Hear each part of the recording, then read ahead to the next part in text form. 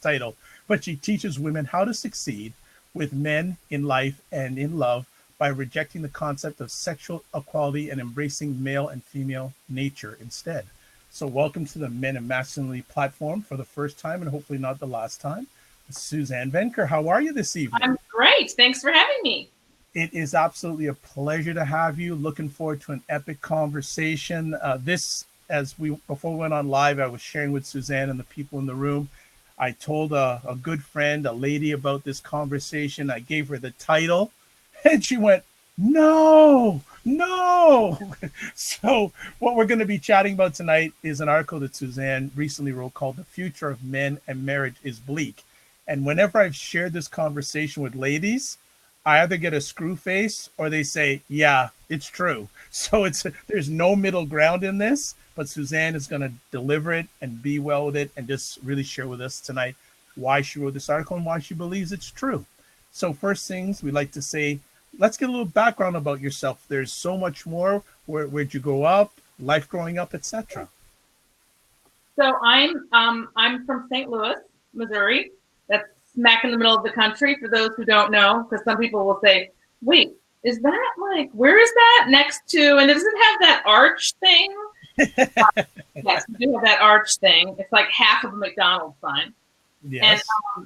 And I grew up here, and I left for about 10 years and worked on the East Coast. I went to school up there, and then came back eventually, and married or remarried actually, because I got married to my college sweetheart who was from the East Coast, and we were married 4 years, no kids, and that marriage ended. Then I moved home several years later, found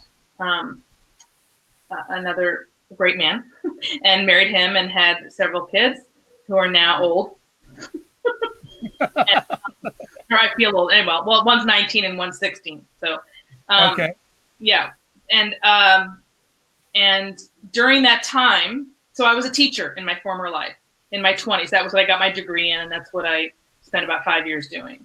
And then I got the writing bug when I had some bad experiences in public school and had strong feelings about that, and started a book on that, but I never, on my experiences in the classroom, but I never finished the book because that's when I was going through my divorce, and so that kind of fell by the wayside. And then by the time I picked up the pen again, I had quit teaching altogether. I was pregnant with my youngest, and I wrote a book about staying home, essentially, about motherhood and the work involved in that enormous task. So, and then one thing led to another. I ended up having another child 3 years later. Kind of fell off the radar for a while because when you have two children, totally different from one in terms of trying to get anything else done. So I've pretty much been at home for 20 years, and wow. I just used that time. I never did go back to teaching, and picked up writing and ended up writing over that 20-year span. My 5th book is coming out this year in October. So I became an author and a writer and a blogger, and that's when blogging became big. About 15 years ago, I guess, when I started messing with that, and eventually got my first book published, and then went from there. And the theme of really all of my books is ultimately about how this sexual equality narrative is, in effect, harming certainly the relationship between women and men, but also marriages and families as well. And there's so much to cover with that. There was one book where I got very political on feminism, but most of the books are really very cultural and talk about family and marriage and love and dating and sex and all of that. Excellent. So, do you miss teaching at all?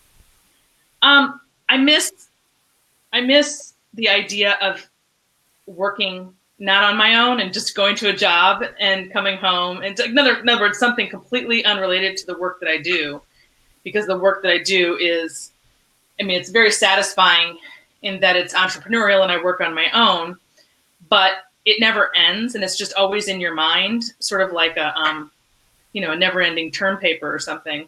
And I miss kind of going to a job and coming home and letting that be there. And I don't know. Sometimes I do. The teaching today is very different from it was when we were young, as you know. And I don't think it's the place for me at all right now. I would have a hard time with it. Right. How did you land into writing? Do you remember some of the first things you wrote? Like, do you remember? Well, the very first time I wrote was to get out my frustrations with what I saw in the classroom and what I saw in the schools and what was going on there. And so I was so shocked. When you go to school to become a teacher, they don't tell you a lot about the reality of, bureaucracy or how the public education has changed so dramatically with respect to discipline and how we deal with. I mean, it's just not even the same thing. It's not reading, writing, and arithmetic anymore. It's social justice, and it's babysitting, and it's just a lot of other stuff. Anyway, so I got into writing about that, and I got up, maybe 80 pages on the computer. And I didn't know then that I had the bug, the writing bug. I thought I was just getting this out. And I would have finished it for sure if my personal life didn't take a detour. But I just never finished that one. So then basically, as soon as I feel something strongly that I feel that I either have experience with or I've run into, and it defies the cultural message or what you're supposed to think about something, I get a bee in my bonnet and do all the research and present on paper basically an argument for why you're being fed a bunch of lies. I mean, that's kind of what gets me going. And that's ultimately what my message is that the culture, if you follow the cultural trends and the cultural narrative, you will not be successful. And that's because of the way we live today. So it can be very political, but I've tried to get away from that because politics isn't really what interests me. It's really much more just fighting the culture and helping people think for themselves and not be swayed by what they're told to do or to think. Excellent. Part of your bio says that you help fix what feminists have broken, the relationship between women and men. Can you expand on that? Sure. So I think the thesis of pretty much everything I write is that feminism as it is now and has been for some time is really about driving a wedge between the sexes, because rather than embracing the complementary nature of male nature and female nature, it began by really weakening the female role and saying that there was something less than with that job or role that that women are called to do. And so then if the idea is that if your job is less than, that you're oppressed by the patriarchy, then obviously what are you going to do to try to fix that but be more like men, because the idea is that men have it better than women, which I reject outright. So the whole thesis of feminist theory is faulty from the get-go. And so everything that it tries to address from that point on is going to obviously not be truthful, because it's based on what I believe is a mischaracterization of the way male and females have historically been with each other and their roles in society, if that makes sense. How did you come up with the title, The Feminist Fixer? I'd like to know the background. I find that very fascinating. Sure. How did that come about? I actually didn't come up with it. So I started working with a marketing guy. Well, I shouldn't say started. It was a short-lived thing. But last summer, I met with a gentleman who's just this great book marketing guru. And I spent several days with him explaining, all the years of everything I'm doing and what I'm all about, because he didn't know. And I had to sit there and sort of explain everything to him. And then at the end, it's his job to come up with some sort of brand that encapsulates all these different things I was doing. And after about a day of explaining all that, he just stopped and said, "The Feminist Fixer." And I said, "Yeah, that's it. That's what I'm trying to do. I'm trying to fix what feminism broke, which is essentially the relationship between women and men, in my opinion." So yeah, that's how it came to be. Thank you. Well, thank you for sharing that story, because it just seemed that a lot of times the first time you hear something, you're sort of like, but he got it right on the first attempt. Well, I'm glad you think that, because I have had some people say, "Are you trying to fix feminism?" No, I'm not trying to fix feminism. So that's a different, it can be looked at, I guess, in several ways. So I did feel like it needed explaining, which I do on my website for sure. I give it a long explanation actually in one section about why, what my background is with my family and how I came to view men and women and roles and all of that, and how different it was from my contemporaries. One other thing I want to just have you share about a little bit more in regards to your bio on your website. You talk about women viewing men as the enemy. Mm-hmm. How do you feel that's come about? I think that people don't necessarily realize how much of the message that they get on a daily basis via the media is selling that same message, because it's very subtle. It's not always in your face. Some of it's in your face, but some of it's just very subtle. So whether it's a commercial, whether it's a television show, whether it's a movie, well, look at the movies lately. I mean, right now you've got a full-scale effort of switching the whole hero theme to women being the ones who are going to save the day, and men are passive. And they're putting women in this role that has always been typically male, for good reason, because men are stronger. Men do want to save the day. Men are good at saving the day. When you get down to brass tacks about who you'd want saving you from a burning building, I don't think if you had a choice between a woman or a man, you're going to choose the woman. So there's a reason why that those stories are always showing men, physically being stronger and being the heroes. But you have a full-scale effort right now in Hollywood of turning that on its head and having women be the heroes. And so that's just one example. I mean, you can also see it in commercials where the dads are being shown as bumbling idiots and the woman's got everything under control. You got the girl power message left and right, magazines, television. I mean, it's just, you're bombarded with it. Mm-hmm. So you become almost immune to it. It's almost like, what did I read that somebody said once? Feminism, or the feminist concept, is sort of like an intravenous saline into your body. You become a feminist without knowing it, because it's just drip, drip, drip on a continuous basis. It's not like a movement back in the 70s where you could call it out and say, "Oh, those folks over there. They're the feminists and they're calling for this." Now it's just infused into the culture. So you don't think of it as feminist anymore, but you're being sold a message every day. Right. Okay. Well, let's spend the balance of our conversation here talking about this wonderful article, "The Future of Men and Marriage is Bleak." Why did you decide to write it? Well, I mean, so I write every week for the Washington Examiner, right? And so I pretty much pick up on any recent study, and I think that particular one, I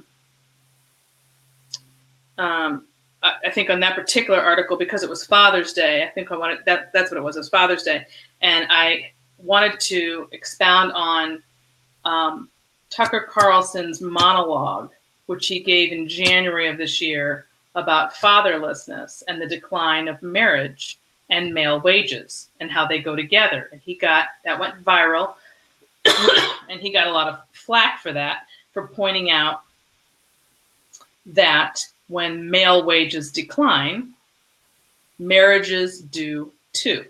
And the reason for that is that women don't want to marry unemployed men. I mean, it's very logical. There's nothing shocking about it, but because it flies in the face of the feminist message that women can do it all and be it all, and they don't need a man, he got, it was a big deal. And so then he interviewed Heather McDonald, and that was a great interview. And so I was pointing to that by saying that in effect, fatherlessness, but I call it actually father absence, because fatherlessness suggests, which is what I said in this article, that deadbeat dads are just roaming America left and right. And in fact, that's just a lie. Of course, that faction exists. There's also deadbeat moms, even though you're not supposed to say that. But that's not the number one reason for father absence in the home. It's not that men are walking out because they're deadbeat dads. It's because of the decline. It's because of the decline of marriage by either A, divorce, or B, never formed marriages in the first place. So in other words, out of wedlock births. So whether it's you never married to begin with, or you're getting divorced, the result is the same. The marriage decline. When you have marriages intact, you have families intact, you have fathers in the home. When you have fathers in the home, you have kids growing up with a mom and a dad. And obviously, we know already from the stats that they are far better off in that scenario than they are in other scenarios. So it's touchy stuff because we have, of course, 40% of children being raised by single mothers today. And that's why the future is bleak, because if men are falling behind, I don't even think I mentioned that part yet. So the second part of that is that men are falling behind in terms of school and work in a way that women are not.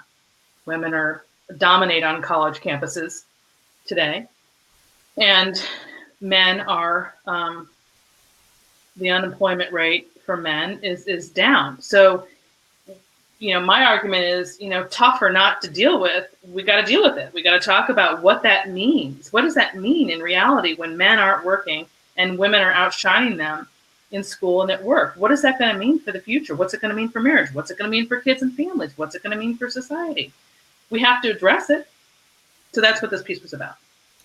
Excellent. Well, before we go any further, I just want to shout out some other people that have joined on the Get Vocal platform. I'd like to shout out to Badges, Luke, and Cliff. If anyone wants to join in the conversation, all you got to do is grab this spot and join the conversation. And we'll just keep it going here. In the first paragraph, you make a very powerful statement. And I just want to read it here. With Father's Day upon us, the time has come to address as a nation what Heather McDonald noted earlier this year is, quote, the greatest social catastrophe of our time, unquote, fatherlessness. Fatherlessness is the number one cause of nearly all social issues we face. We can't afford to give it any longer. Why do you feel fatherlessness is the number one cause for all our social ills, or many of our social ills these days? Oh my gosh. So the data is very clear on this. When we get off, everybody's, go ahead and Google. You will find all the data is available to you. When fathers are absent from the home and children, especially boys, but boys and girls, grow up without that father presence, we have far more delinquent behavior. We have clearly aggressive and antisocial behavior, drug problems, mental health problems, not finishing in school, dropping out, drugs, even homelessness.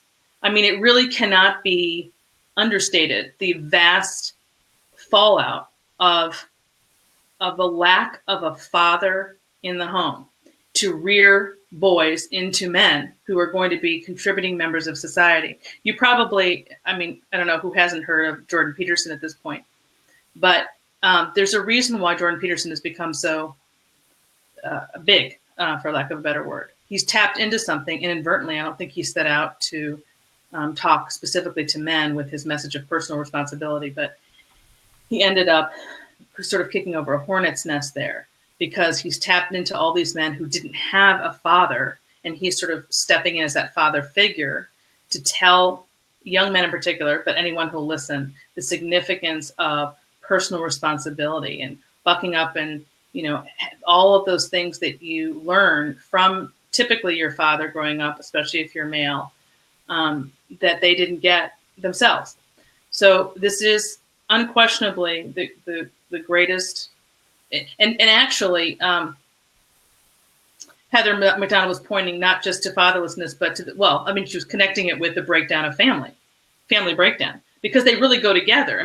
Family breakdown it results in father absence because mothers across the board, for the most part, get care of their children. Some men will get full-time care, but it's not, it's the minority. The courts are still set up to have mothers keep the children. And then you have issues with parental alienation, where a lot of mothers don't let their ex-husbands, fathers of the children, have equal access to the kids. So these are major, major problems that are plaguing this country right now. And so that has a lot to do with my point of the future of men and marriage being bleak. Excellent. I look at this and we're going to go through this article. I think it's very powerful. Outside of the economic Yes. What are some of the reasons why society, or maybe some women, have stopped valuing men? Is it all an economic thing, or is there offshoots on top of the economic thing? Offshoots. So before we got into the economic problems that we have today, before the money problems came, before the issue of not being able to raise a family with one income, let's say, before any of that happened, we had a status degradation and a continuous devaluation of men and marriage as a whole. And that's what this article was about. I take it back to them. I'm all about going back to the kernel where everything started, because you can't really solve a problem if you don't get to where it began. And where it began was saying, hey, women, you don't need men. You don't need a man. I mean, everybody's heard that. Everybody knows the phrase, you don't need a man. You can do it on your own. Never rely on a man. Don't depend on one. And so much of that was, initially sort of a healthy and, well, no, healthy is not the right word. That's a natural reaction to the 50s world where people felt constrained. And the reaction to that was, I don't want to live my mother's life, so go out and do it on your own. You don't need a man. Well, and then, of course, what we got from that message going forward was rampant divorce. Divorce rate went up exponentially between the 1970s and today.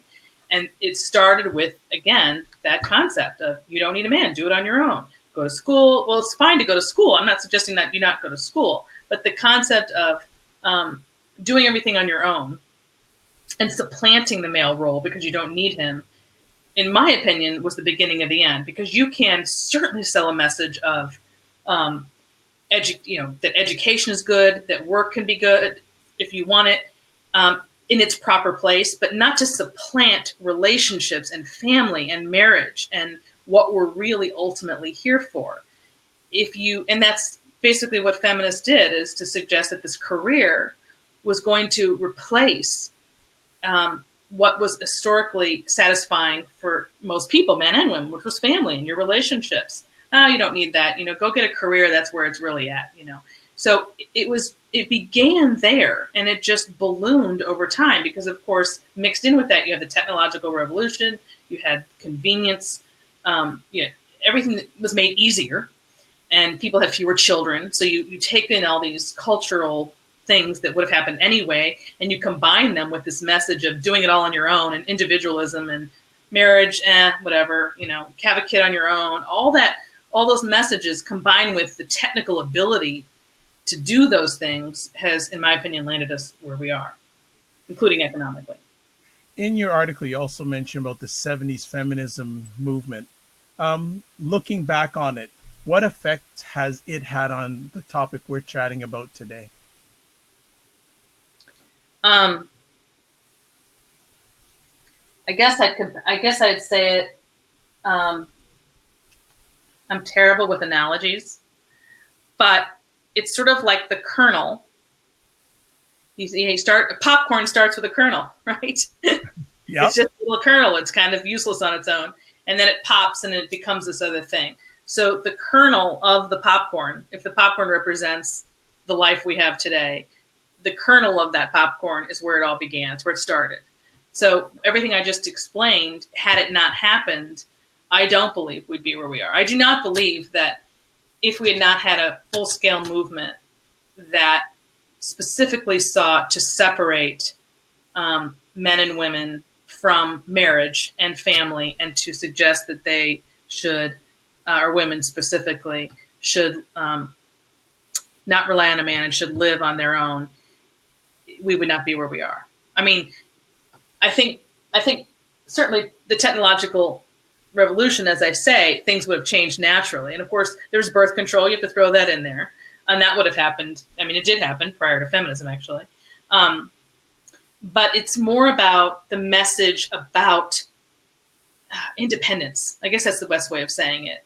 And that independence is somehow superior to depending on anyone, and that family, I mean, that's what family is. That's what marriage and family is. So if you shun that, you're going to have a much harder time of it, a harder go of it, in my opinion, especially if you want children. You also say in the article I'm quoting here that America upped the ante with a full-scale war on men, and more recently with an attack on men's very nature. What what does this war look like, and what is the attack on man's very nature? What does that look like? Because when I read that, I go, okay, what does this look like? And are many men not even realizing this attack on their nature? Well, in my world, I know. I mean, from my vantage point, yes, men very much are aware of it because I communicate with them. So I know that they do, but I guess to the casual observer, they may not be aware of it. But you have to start to once you know that it's happening, you start noticing it more when you just start noticing it more, especially in the media. So, but in 2012, I wrote an article called "The War on Men," and that article was very similar to what we're talking about now in terms of, I think I said that women were taught to chuck their own pedestal and get up on men's pedestal and knock them off theirs, get up on theirs, and then the men had nowhere to go. Meaning, so my argument is that women are not oppressed in America, is that my ultimate message, and that the way things were in the past was not a negative or a bad thing. And there's a reason why roles were set up the way they were. Reasonable. It was reasonable. Whereas you're taught by the culture that it's the patriarchy trying to hold women down. That's just a complete misreading of the way things have been, but people have bought into that. So women thought, yeah, well, if I'm oppressed and I'm a victim, then I want to go have what they want. What they have. So then that was my argument. You knock them off the pedestal, you supplanted the male role, and then the men have nowhere to go. And now look what's happened with gender relations. So at any rate, that article went viral. And that was in 2012. My gosh, where are we? This is 2019. So I did a bunch of, I did the media rounds for that, and I had a book coming out. So that was kind of a crazy time in my life, actually, because feminists really came out with their horns, and it was bad. It was really bad. So that was called The War on Men. And since that time, and that's what really got me into the whole gender. I'd previously been writing about parenting and family. But once I wrote that and that all happened, that sort of catapulted me into this other realm. And I've been writing about relationships ever since. But since that time, and you have to be living under a rock not to know about the attack on masculinity, because the word toxic masculinity, of course, is familiar to everybody. So that's what I meant when I said we started out with a war on men, and now we've upped the ante by, instead of just attacking men as a group, we're attacking their nature, like how they are made, and calling it toxic. And when the APA came out earlier this year, the APA came out with its new guidelines chastising traditional masculinity as being bad, and that we need to essentially reprogram men to be different than their bodies naturally call them to be.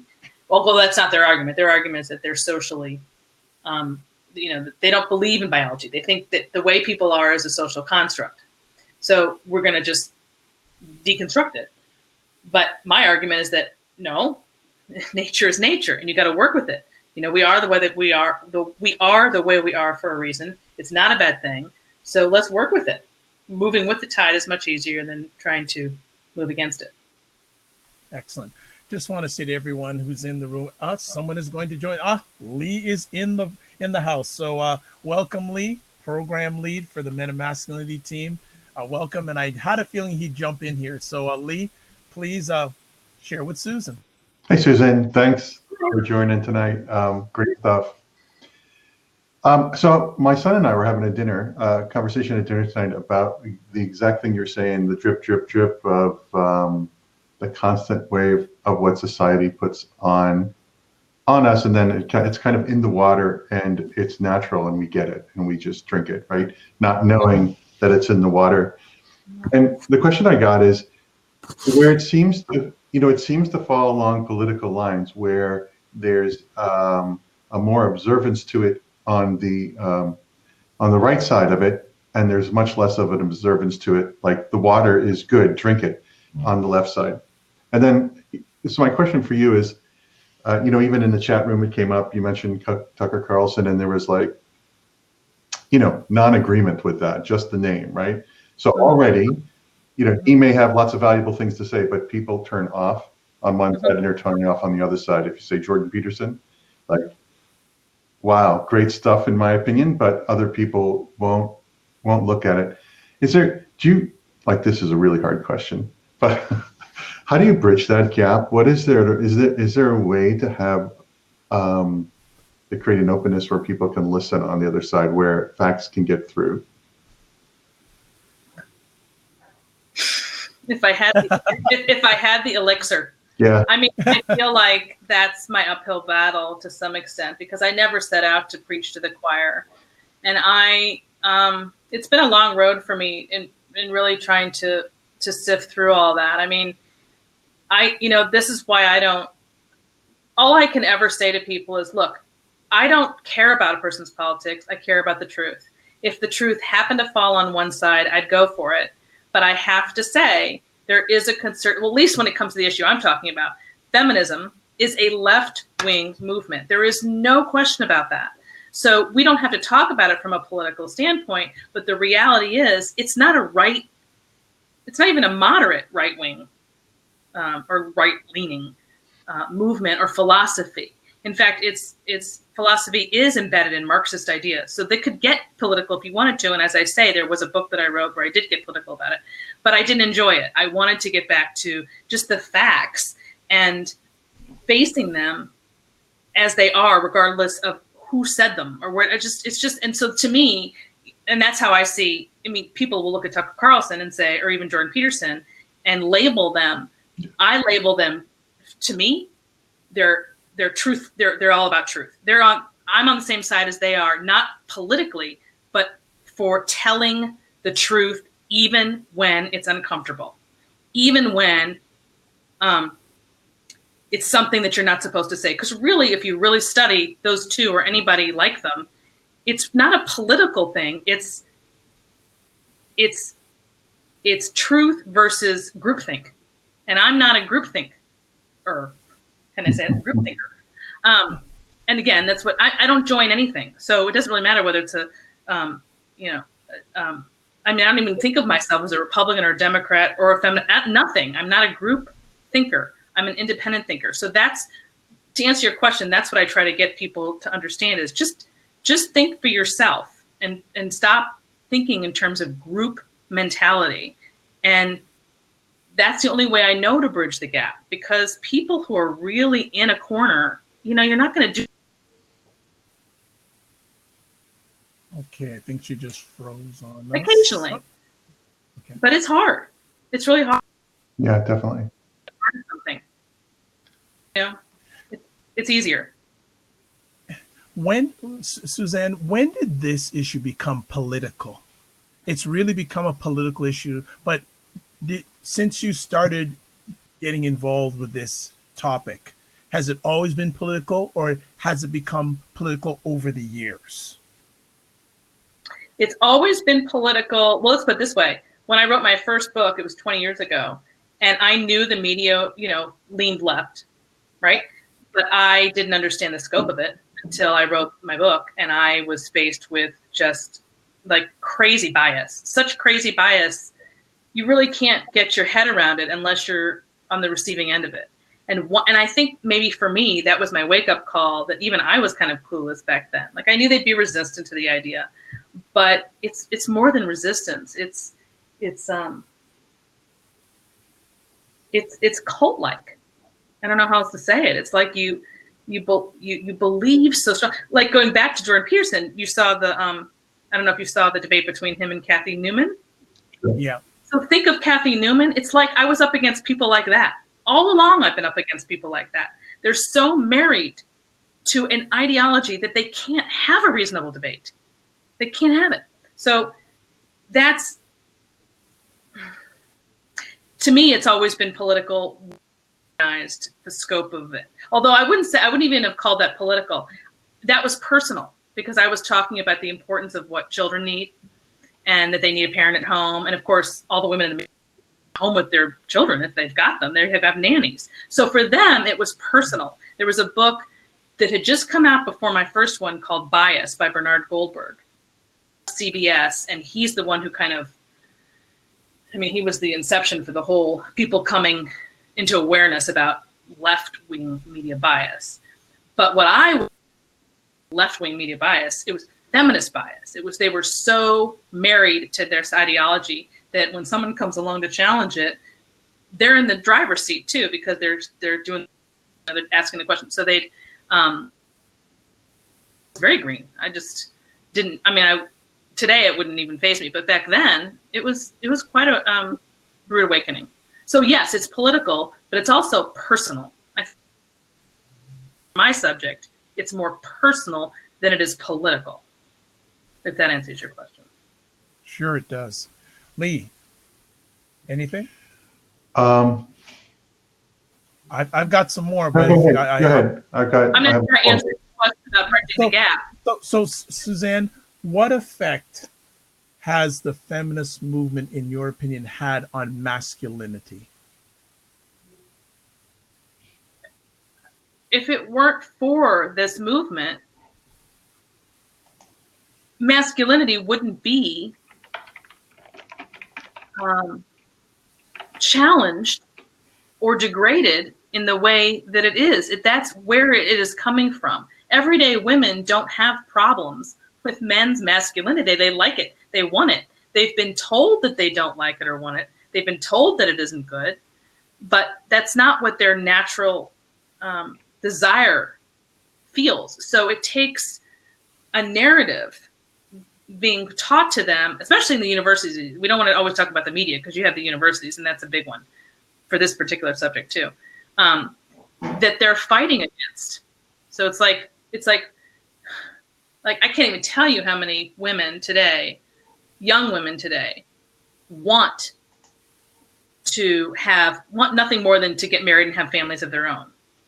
As if that's a bad thing. I mean, that's the way, historically, that's been a wonderful thing, right? Who would deny that or consider that a bad thing? But they're embarrassed to say it. They don't feel like they can say, that's really all I want. I just want to find someone really great to marry and have a nice family. The nice one that I didn't have. My parents were divorced. I don't want that for myself. All I want out of life is to have an awesome family. But they can't say that because that doesn't fit the narrative. You can't just come out and say that when you're right. So that's their natural desires coming up against this narrative that they have to fight, which is where I come in, because I'm trying to be a voice for them. And it's not always about that issue, but anything that you want that flies in the face of what you're told you should want. And I want to be that voice for the women who say, no, that's not for me. Lee. Yeah, it's interesting because, growing up in the 70s and 80s, the voice at that time for men was, agree with feminism. Like I recall, going along with that wave, sort of, I was a group thinker, right? Mm-hmm. I have a tendency to be so because I like to be part of a team and have a tribe and that. So, and I know what that causes, what it leaves you with is a lot of frustration. Your natural instincts, and that's what it left me with, was go this way, while the world was saying, oh, no, this needs to be kind of like a love story. You need to be that very nice gentleman in order to fit into society today. So, I know for I can imagine for women that's got to be very frustrating to deal with that, right? Just like it was for me back in the day. Mm-hmm. Do you find that there's a percentage that bucks that and goes against that, or what do you think the percentages are between women that go along with the crowd and women that stand for themselves and follow what their natural tendencies are? Well, I don't have numbers, of course, but my experience has been that it's overwhelmingly. Oh God! I mean, if I had to guess, if I had to put a number on, I'd say maybe 20% of women, or men, I guess for that matter. But I'm focused on the women issue, who are going to do their own thing, think for themselves. Especially, women. Both. We're all group people. We're contagious beings, and we want to be comforted and supported by the that's the reason why I do what I do. It's what makes me keep going, is that I know that that's a natural tendency. And I think what makes me different is that I'm not that way. And that's unusual. I mean, most people I was that way even when I was young, and I can't put a finger as to why I am, but it doesn't really matter. The point is, I'm not like that, but I get it. I get that most people are. And I want to help the people stand on their own so that they can make the decisions that are right for them rather than what they're told is right for them. So yeah, far, far fewer people who stand on their own than who conform. In fact, that's even true in the Christian community. I can't tell you how many people I hear from there about how, oh my gosh, this whole message has infiltrated the one last place you would think it would be sort of, not ever, wouldn't affect is Christian women. And they're just as much a part of it as non-Christian folks. So amazing. Suzanne, I want to ask, when you started this journey, in your opinion, was there things with masculinity that weren't right? Because obviously we know now there's a lot of things not right with masculinity. But was there, like, when you started this journey, were there things that you were concerned about when it came to masculinity compared to now? Mm-mm. Okay. I never thought about masculinity. I mean, no. Okay. I mean, if anything, I was thinking about the rejection of femininity, because I think that's actually more significant for what we're talking about. The message that feminist issue really isn't with, or beef, if you will, isn't really with men. It's with women. They don't like femininity. They think femininity is weak. They have a different view of it than the average woman who likes being feminine, who embraces her femininity, and who wants a masculine man to complement that. They did such a great job saying that femininity equals weakness, that women are trying to get it out of them and become more masculine, because who wants to be weak, So they go to where they're told is the better place to be. Strength, power in this, more traditionally masculine way. And that's why you have women who are, being more like men today. I never thought about the masculine side of it, because I thought of men as just being men, because they weren't the ones really affected by this. It was really, the message was so much, and still is, geared toward women. I feel like men have sort of, lately they've changed a lot in the last 10 years, I think. But at the time, I think they were very much just sort of looking at it going, what's going on here? Okay, what do we do? How do we respond to this? But lately that's changed a lot, because the goal now is to really change the nature of men so that women become more like men and men become more like women. And that's the ideal world. That's supposedly the brave new world that this very loud faction wants to create. Lee? I don't have anything. Okay, I'll continue on. When the reaction to this type of article, what to this article in specific, what has it been? This article, what's the reaction been like? I haven't had anybody buck against it. I haven't had any. I have had people buck. I know what it means to have, a backlash. I didn't get it with this. If anything, I got the opposite. I think there's just a very strong segment of the population that knows what I put there is true. It rings true. So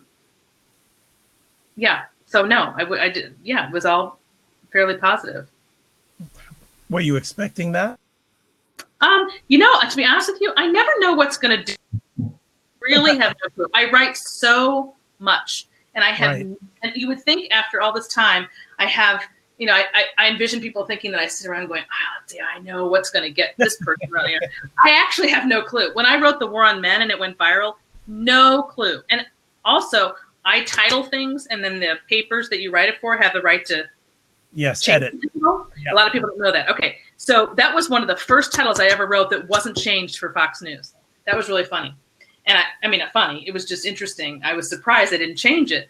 I came up with that War on Men title. And I didn't think anything of it. I swear I wrote that in less than 10 minutes. And usually I'm spending at least an hour or more for one piece. That was very fast, and it just, so no way to know. I wish I knew. We all do. We all do. What are you seeing like the future of marriage and men? Like it's in your article, you make it sound, and correct me if I'm wrong, that a lot of men are just checking out when it comes to marriage and relationships. And Well, do you blame them from what you said in the article? Right. No, I don't. And there is a segment. I have mixed feelings about it. There is a segment, you probably heard of them, MGTOW, Men Going Their Own Way. And that group is, very strong. I mean, they've more than checked out. They're angry, and many of them have a right to be. Some just feed off the anger. There's all kinds in any group. I certainly understand the desire to retreat from marriage. I get it, and I do think it's understandable and reasonable. I also don't think it's the answer. At least, well, let's put it this way. That's why I'm so focused. That's why my message is so focused on women, because I can't do anything about men who've checked out, because I get why they have. But until I help women understand that they're at the core, that what's happened is with women is at the core of why men have checked out, that they have the power to bring them back in, then I feel like things can change from there. And so men have to see that women, or not just, I mean, even if they don't change, they still need to go. I'm just not a negative person by nature. So I don't say throw in the towel. I say there's always the possibility that you'll find somebody who's not like the masses, and you have to be open to that. But a lot of people in these groups, a lot of the men have just checked out completely, like they don't even entertain it. And that's just a little extreme because, Okay. There's all kinds. So, but I just think that there's a better way of approaching marriage than the way we currently do that could bring about a better result. But it isn't looking good right now because people aren't marrying, and they're not. Do you know that over 51% of 18 to 34-year-olds right now are not only not married, they're unattached, like single, really single. Now, 51% of 18 to 34-year-olds, 18, 19, 20, 21, yeah, that's, don't think much of that. But when you're getting into 25, 26, 27, 28, 29, 30, up to 34, those are the years that people have historically found their mate for good reason, right? And they're completely unattached and have no idea how to go about finding a spouse. I mean, that's a problem. Because then what? Is that for men and women, or is the number? Mm-hmm. Yeah. Wow. So that's the sort of demographic I'm kind of honed in on at this point in my career. So what, and if you do hear from that demographic, what are they telling you, especially the men? What are they telling you that they're dealing with? You'll hear more about that. You hear more about the response to that from women for some reason, which is that two things. Number one, I'm in debt because they can't afford to get married because they've been in school for so many years. Mm. B, there's no good men left. Where are they? And they're responding to the fact, ironically, that women are the ones going to college in spades and even higher, and men aren't. And that goes back to the link that I was saying about what Tucker Carlson was saying in January, which is important regardless of what political side of the fence you're on, which is that if men aren't making something of themselves, or excuse me, there's two ways of saying this. If women are succeeding, what we know historically is that they want to be with someone who's at least as successful as they are on the same path. They don't want to marry somebody who's has less education or who's going to be less successful. And so we have a problem because it's lopsided, and that's why marriage rates fall when men are not getting educations and jobs and women are. And so that's supposed to be a big leg up for women to say that they're doing these things. Okay, maybe it is, but there's a flip side to it, and that's that if men aren't doing it with you, who are you going to marry? And what's going to happen? Who's going to have the children? And how are you going to have children? And what's going to happen to society as a result of this? I mean, there's just a domino effect to it. It's interesting because during my daytime hours, I work at a fatherhood center.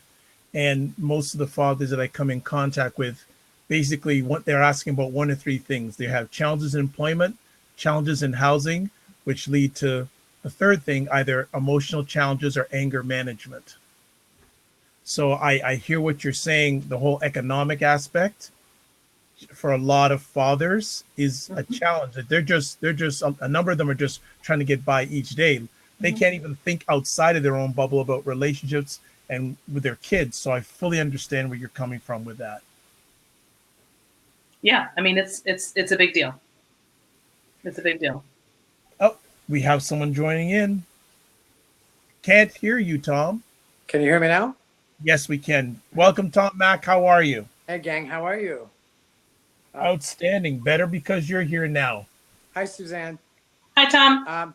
I got to hear a lot of bits and pieces, but I come from the land of Betty Friedan. She actually lived in my village. I live in Sag Harbor on the eastern tip of Long Island, and she was one of the pioneers, as you know. So, and the good doctor and Mr. Rosen, I actually was interviewed by them a month or so ago, and my daughter jumped on. It was really funny because my daughter is a feminist. She's in her second year in art college, and she was just she was in the pink hat movement, and it was really great to see. And to see these kids in college is really phenomenal. They're great kids. My daughter goes to an art school in Baltimore, and I totally agree with what you're saying about women and men. Men falling behind in their education and not pulling their weight in the relationship financially. You were talking about that a little bit, right? So yeah. Well, yeah. Mm-hmm. I just wanted to get your opinion on one thing. I made a comment when I was on their show that the men today. I mean, I made a comment that we are in the baby boom generation of single parenting, where the majority of women, whether it's right or wrong, I'm not being. There's no political agenda here. It's just a fact, where women pretty much end up raising the child for whatever reason, especially the boy. So we talked about balance, with masculinity and femininity and all that.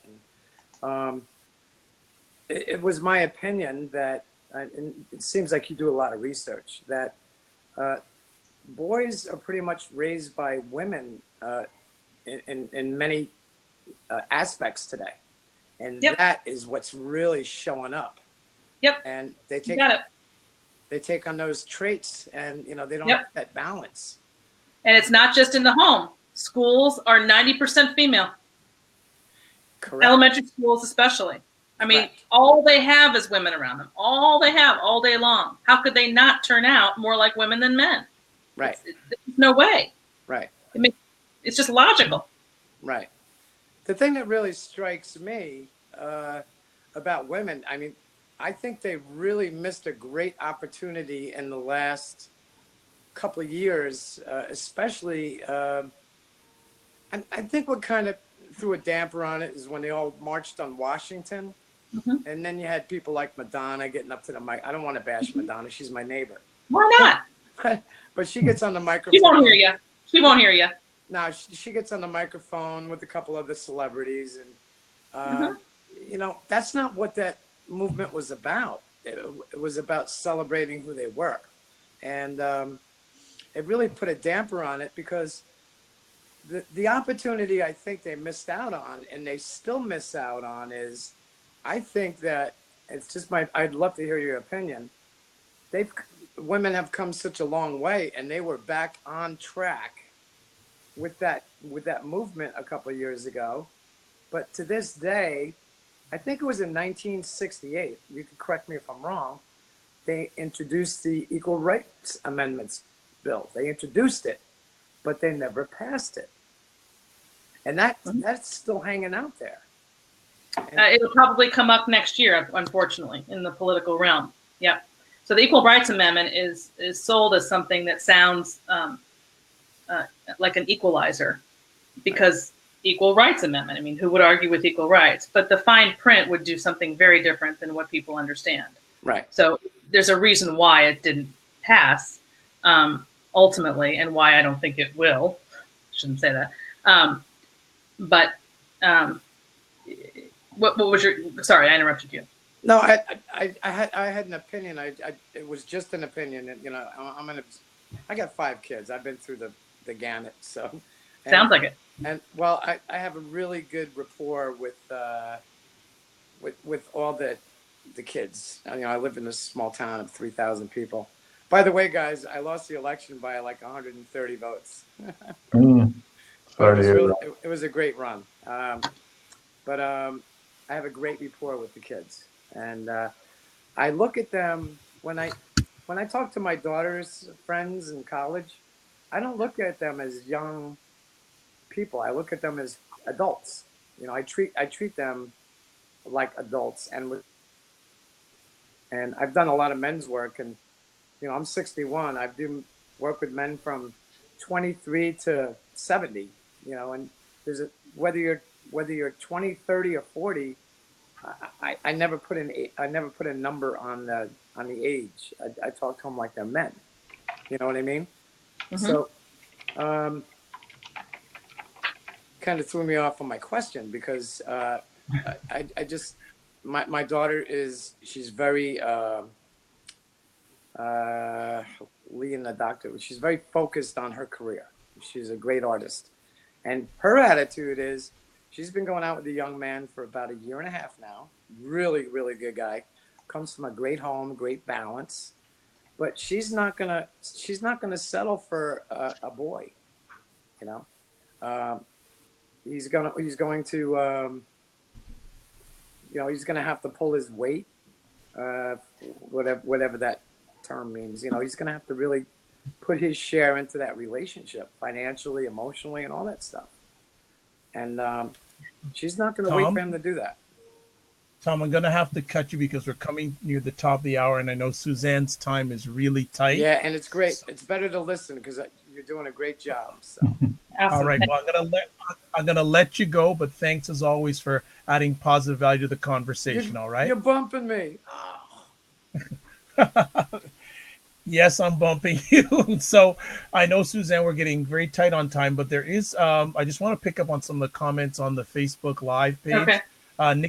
Nikki Ballou saying, this is so on point. Suzanne is epic. She is amazing. I have read one of her books. Steve Richmond has a question, and then after you answer this, we'll start winding it down. He goes, what is your view on women today that do want to marry, wanting weddings, but not wanting to work at the marriage? Oh, God, that's a whole conversation. So I have a book coming out. You can go back to part 2 if you want. If you want to hold off on that one. So my book that's coming out in October, you can pre-order it now on Amazon. I highly suggest it for you and or your adult children. Women Who Win at Love, How to Build a Relationship That Lasts.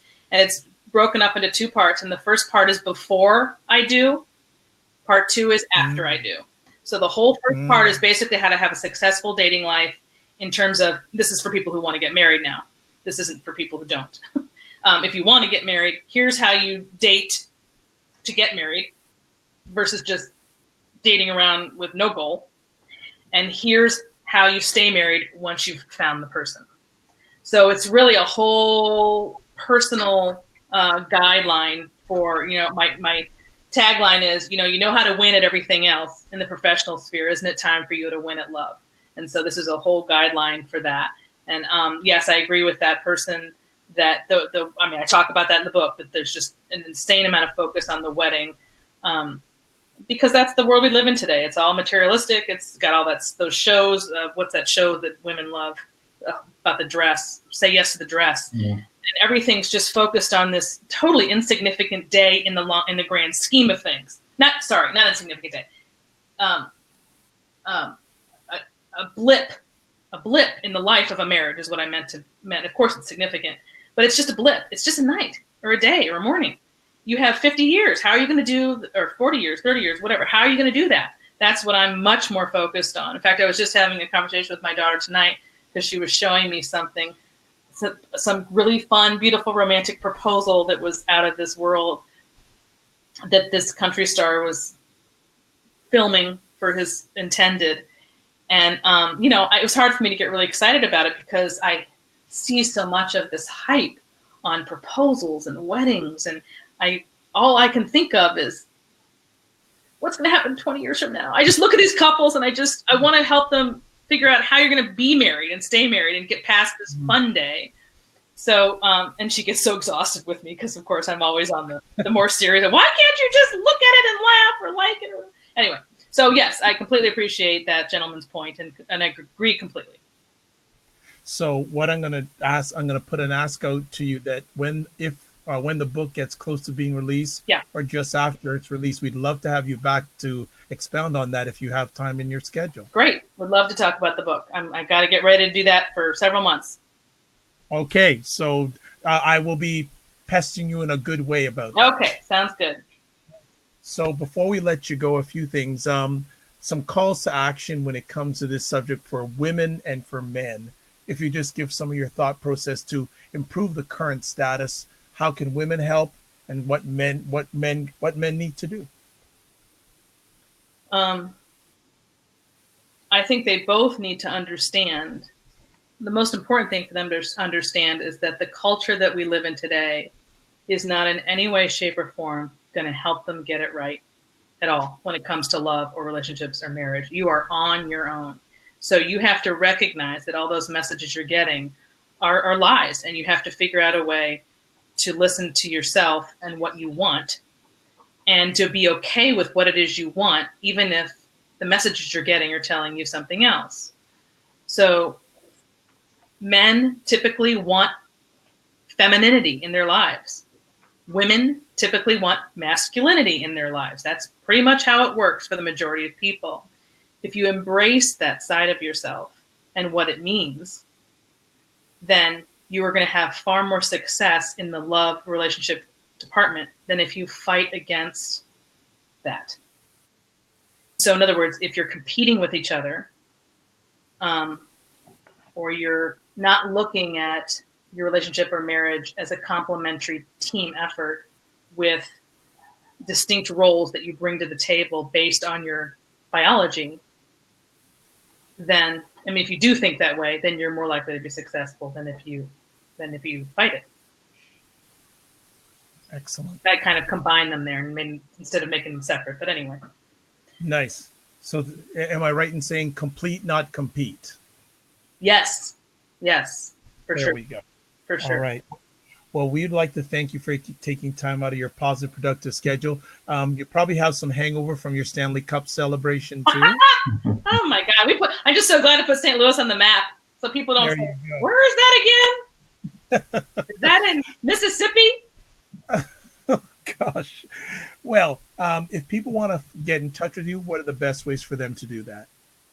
I would just go to my website, my name, SuzanneVenker.com, and there's a contact there, and you can fill out that form if you have something you need to say.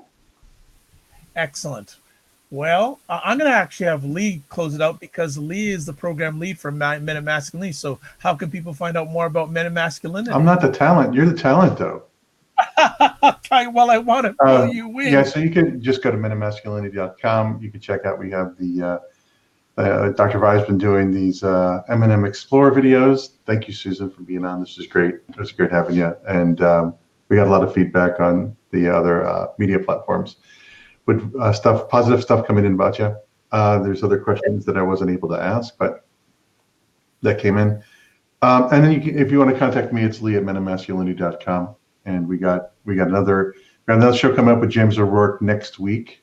And that'll be July 2nd. July 2nd. Yeah, July 2nd at 8 p.m. Eastern Time. He's going to be talking about the value of men's teams, which is very important. And just before we sign off, I'd like to thank everyone who took some time out on the live stream. I'd like to thank Tom, Luke, Steve Richmond, Cliff, Deborah, Big Bad Brad, and also on the Facebook end, Nikki. Thanks so much for watching this live on the replay. Again, check us back on July 2nd at 8 p.m. James O'Rourke will be talking about the value of men's teams. So thank you so much for taking the time. Good night and be blessed.